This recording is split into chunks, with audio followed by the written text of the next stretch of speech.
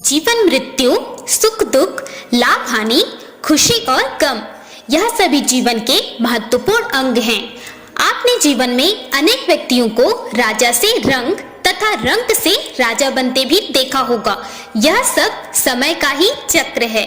हमारे लिए समय का चक्र का दौर कैसा होने वाला है, यह कुछ संकेतों से मिलता है। जब नारद मुनि बैकुंठ धाम पहुँचे थे, तब उन्होंने भगवान श्री विष्णु से इन संकेतों के बारे में पूछा था।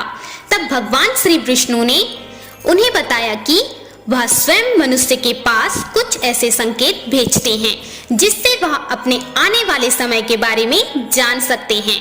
वह संकेत प्रकृति द्वारा, पशुओं द्वारा, कुछ शुभ संकेतों द्वारा तथा मेरे भक्तों द्वारा भी मिल सकते हैं। इसके लिए मनुष्य को केवल उन संकेतों को समझने की आवश्यकता होती है। तो चलिए आपको उन संकेतों के बारे में बताते हैं जो स्वयं भगवान विष्णु ने बताए हैं। पहला, अगर आपकी आंख ब्रह्म मुहूर्त में यानी सुबह 4:24 से 5:12 के बीच में खुले और आपको ईश्वर का स्मरण हो जाए, या आपको ऐसा प्रतीत हो कि जैसे आपको कोई किसी दिशा की तरफ ले जा रहा हो, तो समझ जाइए कि आपके लिए कामयाबी के नए द्वार खुलने ही वाले हैं और आपको अपने जीवन की योग्य राय मिलने ही वाली है, जिस पर ईश्वर स्वयं आपका समर्थन करेंगे। दूसरा, आपने अगर महसूस किया हो तो कई बार आपका मन बिना कारण ही प्रसन्न रहता है। आपका चेहरा खिला हुआ और मुस्कान से भरा रहता है। आप क्रोध से परे हो जाते हैं। यह संकेत आपको दर्शाता है कि आपके जीवन में खुशियां दस्तक देने वाली है, जिससे आप सदैव ही प्रफुल्लित रहेंगे। ऐसे समय में हम जिस चीज के बारे में सोचते भी नहीं हैं, उस चीज के बारे में हमें खुशखबरी मिल जाती है।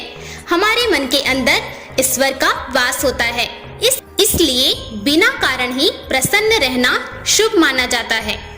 तीसरा, अगर आपके घर के द्वार पर गौ माता बार बार कुछ खाने को आ जाए, ऐसे में आपको गौ माता को खाने को कुछ न कुछ अवश्य देना चाहिए। यह भी एक शुभ संकेत ही माना जाता है। चौथा, बंदर आपके घर से खाने की चीजें खुद उठाकर ले जाए, तो यह भी शुभ संकेत माना जाता है। पांचवा, पक्षी आपके घर पर आने लगे और आपके आंगन में ही डेरा बनाए और चहकते रहे, तो आने वाला समय आपको बलवान बनाएगा, जिससे आप अपने जीवन में योग्य पदवी पर पहुंचने वाले हैं। छठवा, पूजा की थाली में फूल माला या चंदन का गिरना, यह भी शुभ संकेत माना जाता है। साथ ही घर में चांदी या सोने का आना भी शुभ होता है। सातवां, अंगों का फड़कना।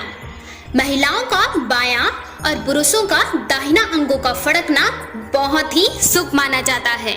यह संकेत देता है कि आने वाले समय में कुछ न कुछ अच्छा होने ही वाला है।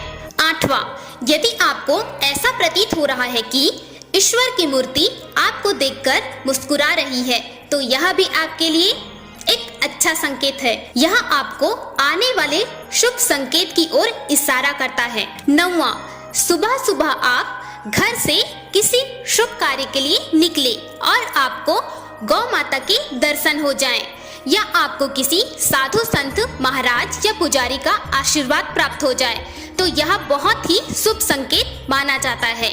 इसका अर्थ यह है कि आप जिस काम के लिए भी निकले हैं, वह कार्य अवश्य ही सफल होगा।